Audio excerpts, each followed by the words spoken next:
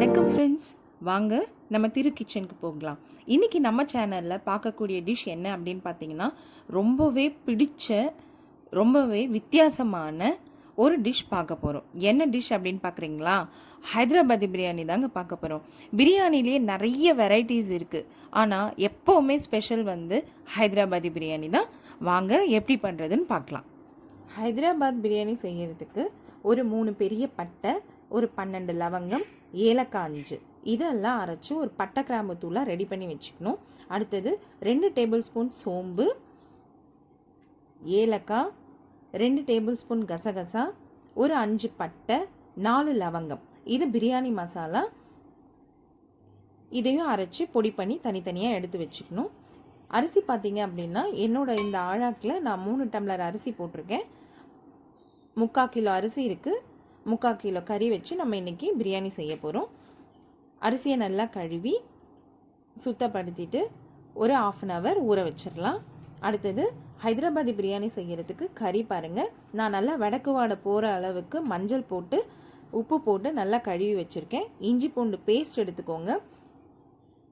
தயிர் ஒரு 1/2 கப் எடுத்துக்கோங்க. பட்டை கிராம்பு தூள் நம்ம அரைச்சோம் இல்லைங்களா, என்னென்ன போட்டு அரைச்சோம்? பட்டை, ஏலக்காய், கிராம்பு அரைச்ச தூள் எடுத்து வச்சுக்கோங்க. 3 டேபிள் ஸ்பூன் மிளகாத்தூள், வெறும் மிளகாத்தூள் எடுத்து வச்சுருக்கேன். 2 டேபிள் ஸ்பூன் தனியாத்தூள். தனியாத்தூள் குறைச்சே போட்டுக்கலாம். பிரியாணி மசாலா நம்ம அரைச்சி வச்சோம் இல்லைங்களா, சோம்பு, கசகசா, பட்டை, ஏலக்காய், கிராம்பு, இது எல்லாமே அரைச்ச பிரியாணி மசாலா எடுத்து வச்சுப்போம். அடுத்தது சால்ட், தேவையான அளவுக்கான சால்ட்டு. எலுமிச்சம்பழம், ஒரு எலுமிச்சம்பழம் நெல்லிக்காய் சைஸ் எலுமிச்சம்பழம் நான் பிழிஞ்சு வச்சுருக்கேன். இப்போ நம்ம எப்படி செய்கிறதுன்னு பார்க்கலாம். ஃபஸ்ட்டு இந்த மிக்ஸ்சர்ஸ் எல்லாமே நம்ம மிக்ஸ் பண்ணிக்கலாம். நான் இஞ்சி பூண்டு பேஸ்ட்டை ஒரு 6 டேபிள் ஸ்பூன் எடுத்து போட போகிறேன். கறியில் சேர்த்துட்டு மிளகாத்தூள், தனியாத்தூள், பிரியாணி மசாலா, பட்டை கிராம்பு தூள், சால்ட், தேவையான அளவுக்கான சால்ட்டு சேர்த்து இந்த மிக்ஸ்சரை நல்லா மிக்ஸ் பண்ணி வச்சுக்கணும். ஹைதராபாதி பிரியாணிக்கு கறி எவ்வளோக்கு எவ்வளோ ஊறுதோ அவ்வளோக்கு அவ்வளோ நல்லாயிருக்கும். தயிர் பாருங்கள், 1/2 கப் இருந்தது. கொஞ்சம் கொஞ்சமாக சேர்த்து நல்லா இதை பிசைஞ்சு விட்டுடுவோம். இதை நல்லா கலக்கி விட்டு எல்லா மசாலாவும் எல்லா பக்கமும் கறியில் சேர்கிற மாதிரி நல்லா கலக்கி விட்டுடுவோம்.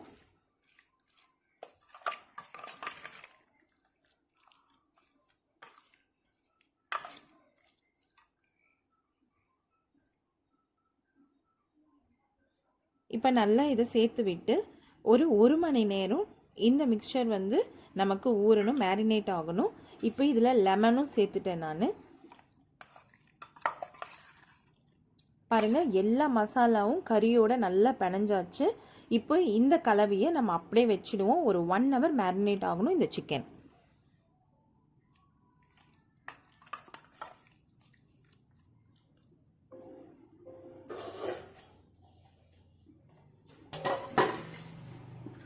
ஒரு தட்டு போட்டு மூடி வச்சுடுவோம். இப்போ வாங்க பிரியாணி செய்கிறதுக்கு முதல்ல ஒரு பேன் வச்சுப்போம். அடுப்பில் பேன் வச்சதுக்கப்புறமா நீளமாக நறுக்கி வச்சுருக்கிற 3 வெங்காயம், பெரிய சைஸ் வெங்காயத்தை நான் போட்டு வதக்கிக்க போகிறேன். ஹைதராபாதி பிரியாணி அப்படின்னாலே ரொம்ப ஸ்பெஷல் பார்த்தீங்க அப்படின்னா வதக்கி வச்சுருக்கிற ப்ரௌன் கலர் ஆனியன் தான். அதை முதல்ல நம்ம செய்ய போகிறோம். இதுதான் ஃபஸ்ட்டு ஸ்டெப். பொன் முறுவலாக வரணும் நம்ம வெங்காயம். கொஞ்சம் பொறுமையாக கரெக்டான பதம் பார்த்து கொஞ்சம் ப்ரௌனிஷ் ஆனதுக்கப்புறமா வெங்காயம் எடுத்துடலாம். பாருங்கள், மெல்ல மெல்ல அந்த ப்ரௌன் கலர் நமக்கு வந்துக்கிட்டே இருக்குது.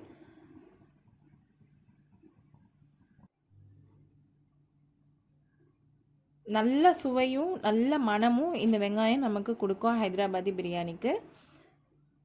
இப்போது இதை செப்பரேட்டாக எடுத்து வச்சுடுவோம். நமக்கு ஃப்ரைடு ஆனியன்ஸ் ரெடி ஆகிடுச்சு. பாருங்கள், அடுத்தது பிரியாணி செய்கிறதுக்கு நம்ம ஒரு பாத்திரத்தை அடுப்பில் வச்சிடலாம். அதில் நான் 1 டம்ளர் எண்ணெய் ஊற்றுறேன். நான் இதில் நெய் சேர்த்துக்கல. நெய் சேர்த்துக்காம தான் நான் வந்து ஹைதராபாதி பிரியாணி செய்கிறேன். 1.5 கப் எண்ணெய் ஊற்றிக்கோங்க. எண்ணெய் காஞ்சதும்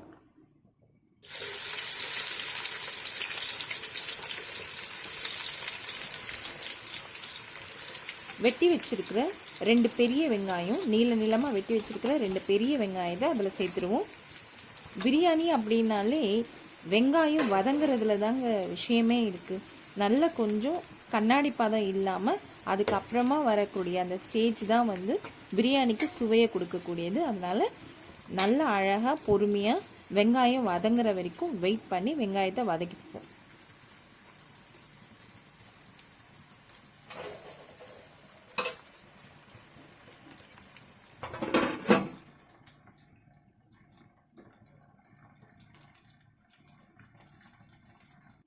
இப்போ நான் தட்டு போட்டு வெங்காயம் வதங்கட்டும்.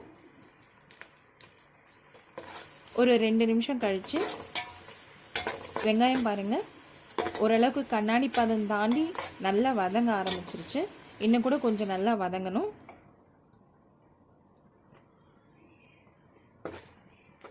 இப்போது வெங்காயம் முழுசாக வதங்கியாச்சு. இப்போ நம்ம என்ன பண்ண போகிறோன்னா பச்சை மிளகாய் இதில் சேர்க்க போகிறோம். கீரி வச்சுருக்கிற ஒரு 3 பச்சை மிளகாய் சேர்த்தாச்சு.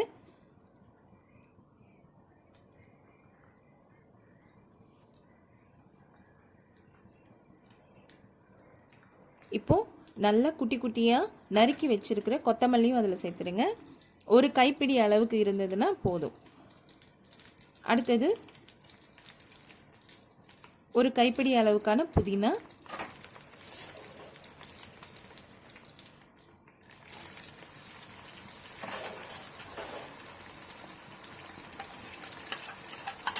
ரெண்டு பெரிய தக்காளி பழம் நறுக்கி வச்சுருக்கேன், அதையும் இப்போ நான் சேர்த்துடுறேன். வெங்காயம், பச்சை மிளகாய், கொத்தமல்லி, புதினா, தக்காளி. இப்போ நான் இதில் ஒரு 2 டேபிள் ஸ்பூன் வந்து இஞ்சி பூண்டு பேஸ்ட்டையும் சேர்த்துடுறேன். சேர்த்துட்டு நல்லா கலக்கி விடணும்.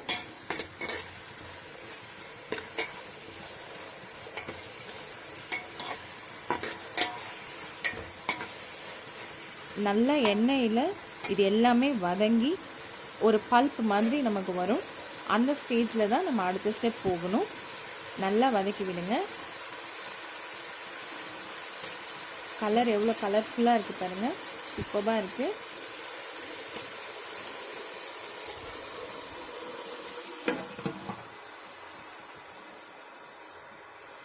இப்போது தட்டு போட்டு மூடி வச்சிடுவோம்.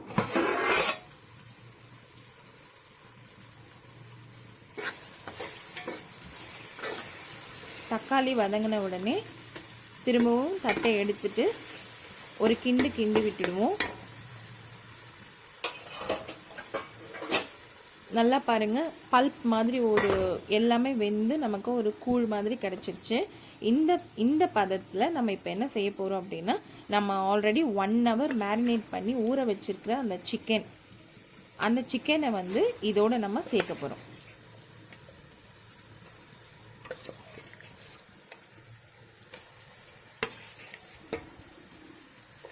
பாருங்கள், சிக்கன் சேர்க்கும் போதே எனக்கு வந்து பயங்கர வாசனையாக இருக்குது.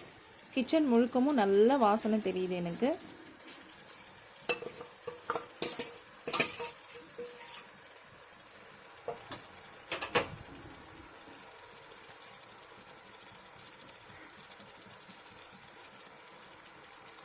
இப்போ இதோட உங்கள் விருப்பம்தான் ஃப்ரெண்ட்ஸ். உங்களுக்கு கலர் தேவைப்பட்டது அப்படின்னா கொஞ்சமாக கலர் சேர்த்துக்கோங்க.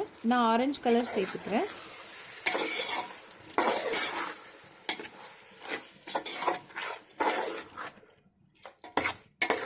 இப்போ நல்லா கிண்டி விட்டுடுவோம்.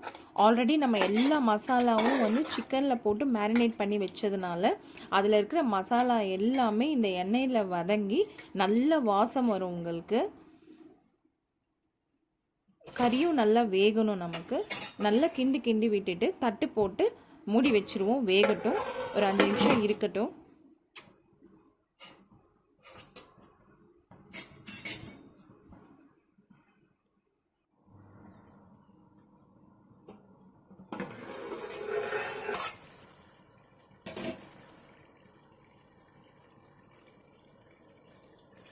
இப்போ நல்லா வெந்திருக்கு, கறி நல்லா சாஃப்டாக வெந்திருக்கு.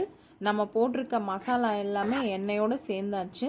இப்போ பாருங்கள், நம்ம ஆல்ரெடி அந்த மசாலாவை வந்து எடுத்து போட்டோம் இல்லைங்களா சிக்கனு, அந்த பாத்திரத்தோட தண்ணியையும் நான் கரைச்சி ஊற்றிட்டேன். இப்போ நல்லா இதை கிண்டி விட்டுடுவோம்.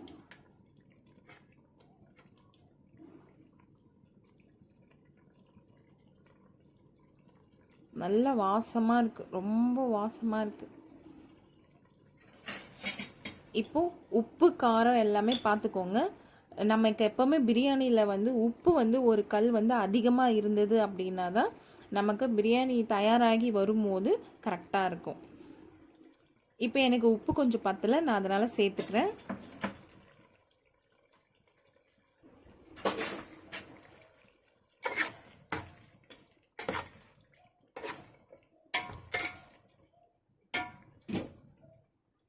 பாருங்கள், நம்ம ஆட் பண்ண எண்ணெய் வந்து வெளியில் பிரிஞ்சு வர அளவுக்கு நல்லா வதக்கணும். வதக்கிட்டு தட்டு போட்டு மூடி விட்டுடுங்க. இன்னொரு பக்கம் அடுப்பில் பார்த்திங்கன்னா சாதம் ரெடி பண்ணிடலாம். நம்ம ஊற வச்சுருக்கோம் இல்லைங்களா அரிசி, அதை வந்து பாத்திரத்தில் ஒலை கொதித்த உடனே போட்டு அரிசியை வடிச்சிடலாம். 40% வெந்தாலே போதும். அரிசி வந்து 40% வெந்திருந்தாலே போதும். பாருங்கள்,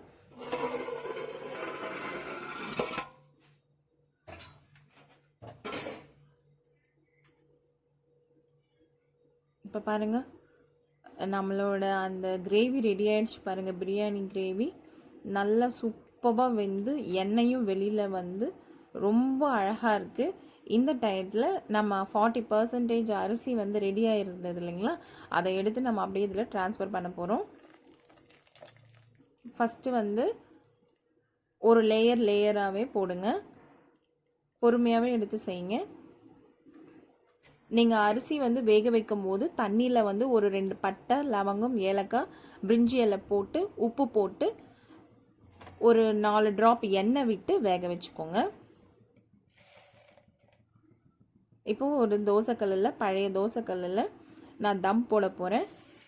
இப்போது இந்த பாத்திரத்துக்கு அடியில் நம்ம செஞ்சு வச்ச கிரேவி இருக்குது, மேலே ரைஸ் இருக்குது, அதுக்கப்புறம் நம்ம வந்து ஃப்ரை பண்ணி வச்சுருக்கிற ஃப்ரைடு ஆனியன் இருக்குது. இதை மேலே சேர்த்துட்டு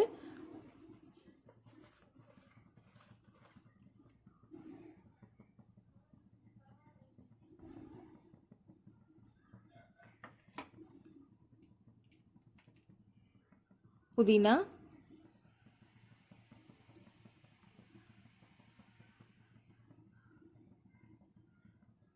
லெமன், ஒரு ஆஃப் லெமன் வந்து திரும்பவும் நான் ஸ்க்வீஸ் பண்ணி விடுறேன்.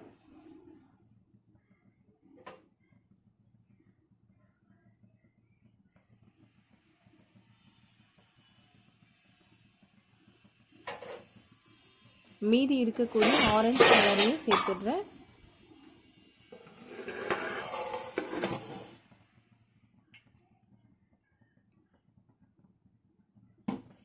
இப்போ தம் போட்டுடலாம் ஃப்ரெண்ட்ஸ். தட்டு போட்டு மூடி அது மேலே ஒரு வெயிட்டான பாத்திரமும் தண்ணியும் வச்சுட்டு போட்டு விட்டுடுங்க. நீங்கள் தம் போட்டது ஒரு 1/2 hour 10 நிமிஷம் சிம்மில் இருக்கணும். அதுக்கப்புறமா ஆஃப் பண்ணிவிடுங்க. 1/2 hour கழித்து பாருங்கள், தம்மில் சூப்பராக வெந்து இருக்கும் ரைஸு. நம்ம பிரியாணி பாருங்கள் அழகாக தயாராகிடுச்சு. இப்போ மேலோட்டமாக எடுத்து கலக்கி விடுங்க.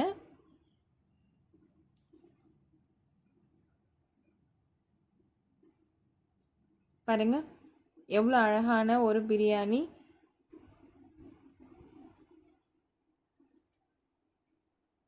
பாருங்கள், சூப்பரான பிரியாணி, ஹைதராபாத் பிரியாணி. உங்கள் வீட்லேயும் நீங்கள் செஞ்சு பார்த்து எல்லாருக்கும் சர்வ் பண்ணுங்கள். உங்களுக்கு என்னோடய வீடியோ பிடிச்சிருந்ததுன்னா லைக் பண்ணுங்கள், ஷேர் பண்ணுங்கள், சப்ஸ்கிரைப் பண்ணுங்கள், மறக்காமல் கமெண்ட் பண்ணுங்கள் ஃப்ரெண்ட்ஸ். இன்னொரு வீடியோவில் சீக்கிரமாக பார்க்கலாம்.